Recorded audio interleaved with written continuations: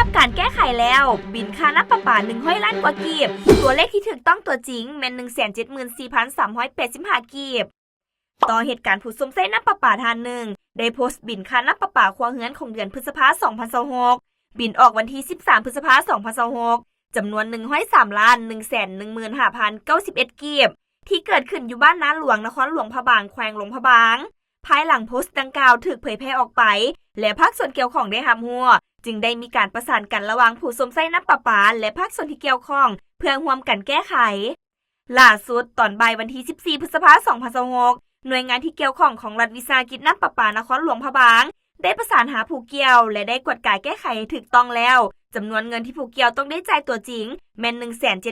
174,385 กีบส่วนบินก่อนหน้านั้นแม่นเกิดจากความผิดพลาดของพนักงานป้อนตัวเลขของผู้สมใส่ผิด